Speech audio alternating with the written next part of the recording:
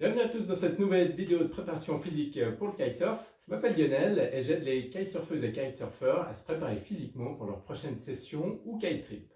Aujourd'hui, je fais une nouvelle vidéo sur la préparation des abdos, en particulier des abdos inférieurs, pour éviter les courbatures après les sessions de kite. Alors j'ai déjà fait une première vidéo à ce sujet. Si tu ne l'as pas vue, je te conseille d'aller la voir car c'est vraiment la base ou un prérequis, on va dire. Car c'est là que j'ai expliqué pourquoi est-ce qu'on a ces courbatures, quels sont les risques et comment finalement y remédier. Donc il y a plusieurs solutions que j'avais détaillées dans cette vidéo. Et aujourd'hui, on va approfondir l'aspect préparation physique. Alors j'avais déjà présenté certains exercices qui permettaient déjà de comprendre le mouvement du bassin à effectuer et comment s'entraîner pour vraiment solliciter les muscles comme pendant les sessions de kite. Mais voilà, si ça fait quelques semaines, voire quelques mois que tu fais ces exercices, ils ont dû commencer à devenir un peu trop faciles. Et donc aujourd'hui, on va reprendre des exercices de base. Je vais t'expliquer comment les rendre plus difficiles et je vais t'en présenter quelques-uns, quelques nouveaux qui vont me permettre vraiment d'avoir des abdos en béton, prêts à résister à toutes les contraintes du kite, même à ton prochain kite trip. Et si tu veux vraiment te préparer au top, si tu veux vraiment une condition physique optimale pour aller faire du kite, n'hésite pas à m'envoyer un message ou à aller consulter mon site entraînement3d.com. Alors on va directement commencer par le premier exercice. Pour rappel, on se couche sur le dos, sur un tapis ou quoi que ce soit, pas besoin d'aller au fitness. On pose la tête par terre, on ramène les genoux et on va dérouler le dos progressivement jusqu'à avoir les talons qui effleurent le sol. Alors ça, c'est l'exercice de base, assez facile mais qui permet vraiment de bien comprendre le mouvement. Si maintenant tu le maîtrises, que tu arrives à faire 20 répétitions sans problème, tu peux le rendre plus difficile en commençant à tendre les jambes progressivement. Alors j'insiste sur le progressivement, le but n'est pas de tendre d'un coup les jambes, mais de commencer à les déplier un petit peu et à faire le même exercice. Donc tu contractes, tu déroules et tu reviens. Et tu n'oublies pas de respirer. Expiration en revenant. Inspiration en déroulant. Le but est toujours de faire l'exercice lentement pour vraiment bien réussir à mobiliser la partie inférieure des abdos.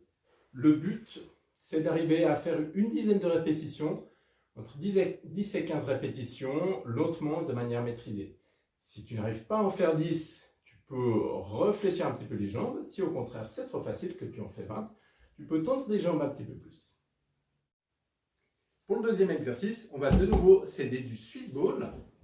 Alors, tu vas te coucher dessus, avec les jambes un peu écartées pour être confortable et en équilibre.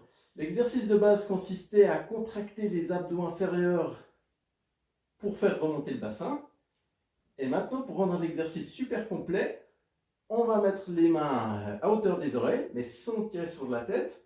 Et on va contracter à la fois le buste, les abdos supérieurs pour faire monter le buste, et les abdos inférieurs pour faire monter le bassin.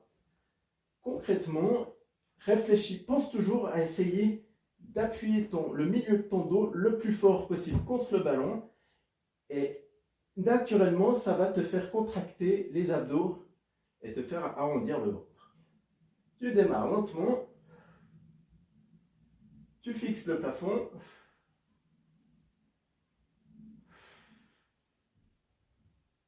et tu fais une dizaine de répétitions, voire plus. Là encore, c'est des mouvements plutôt longs, surtout au début. Le but est de vraiment bien comprendre le mouvement. Le ballon t'aide à te cambrer légèrement pour avoir une plus grande amplitude. Alors, au cas où tu n'aurais toujours pas investi dans un Swiss ball, malgré le prix super bas et le fait que ce soit super efficace, je te présente aussi un exercice qui ne nécessite aucun matériel, qui est assez proche du précédent. Donc, tu te couches au sol, sur le dos, tu tends les bras, tu tends les jambes et comme avant, tu vas essayer de pousser ton dos contre le sol et de contracter le bas des abdos, le haut des abdos pour remonter. Tu n'as pas besoin de remonter très très haut pour que ce soit efficace. Le but est vraiment d'espacer les fesses du sol pour vraiment contracter la partie inférieure. Sinon, ça sert à rien. Enfin, ça sert à rien pour le kite.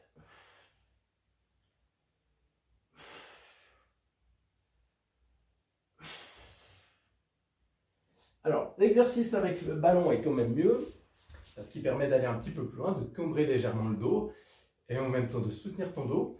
Mais celui-là, cet exercice est quand même très bon. Pour faire 10 répétitions lentes, il faut déjà un bon niveau. On va maintenant passer aux choses sérieuses avec de nouveaux exercices plus difficiles.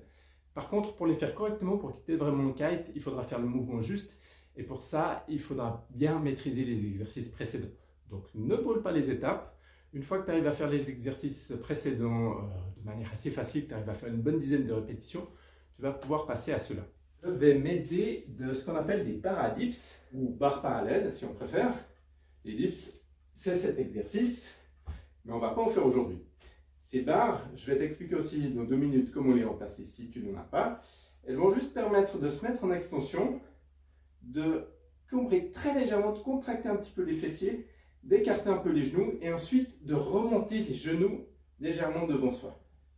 Évidemment, si tu commences à comprendre le principe, ce n'est pas tes genoux qui vont monter, c'est tes abdos qui vont se contracter, ton bassin qui va bouger et qui va faire monter tes genoux. Donc, pas vraiment. Fessiers un peu contractés, contracte le bassin et fais monter tes genoux. Pas besoin d'aller très haut. Si tu vas plus haut, tu mobiliseras d'autres muscles. C'est pas que ça servira à rien, mais ce ne sera pas très utile pour le kite. Si l'exercice est trop dur, ou en fin de série, ce que tu peux faire pour compliquer un petit peu, pour aller au bout, pour vraiment tuer tes muscles, comme on dit, c'est faire l'exercice en statique. Donc tu montes en position et tu tiens le plus longtemps possible. Et là, tu vas commencer à sentir tes muscles. Et si tu ne sens pas des muscles des abdos inférieurs, c'est que tu ne fais pas l'exercice correctement. L'étape finale, comme avant, si tu veux rendre l'exercice encore plus difficile, ça consiste à tendre les jambes. Donc, tu tends les jambes et tu contractes.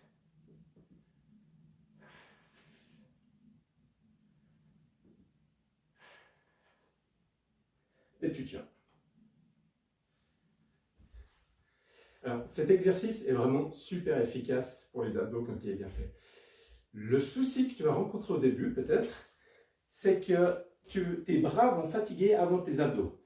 Donc, tenir la position comme ça, relativement longtemps, n'est pas super simple. C'est pour ça que tu peux faire le même exercice suspendu à une barre et tu peux alterner les deux exercices pour vraiment tuer tes abdos. Et encore une remarque, peut-être que tu as vu que je n'avais pas les pieds joints. Alors, c'est pas très joli, ce serait plus joli si je faisais un L-sit comme ça. Et il y a une raison. Le but est évidemment d'essayer de reproduire ta position quand tu es sur une twin tip. Donc, quand tu es sur une twin tip, tu as les pieds écartés. Tu peux essayer de faire l'exercice pieds joints ou pieds écartés et tu verras que ce n'est pas exactement la même chose. Et du coup, n'hésite pas à écarter un petit peu tes barres, surtout quand tu commences à être habitué à la position. Alors maintenant, que faire si tu n'as pas de barre à dips et si tu ne veux pas investir dans ce superbe équipement qui va rendre ton intérieur encore plus tendance et qui est à peu près increvable. Seules les griffes de mes chats arrivent à massacrer la mousse, mais sinon, je les ai depuis des années. Si tu n'en veux pas, il y a une solution assez simple, c'est de prendre 2 chaises et de s'appuyer sur le dossier. Par contre, ça peut être un petit peu risqué suivant les chaises que tu choisis. Elles pourraient avoir tendance à tomber. Donc, choisis-les bien. Fais un petit essai.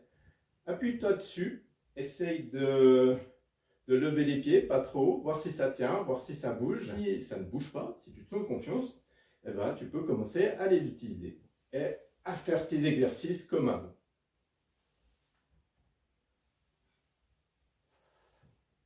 Malgré tout, les barres à dips sont quand même nettement plus confortables.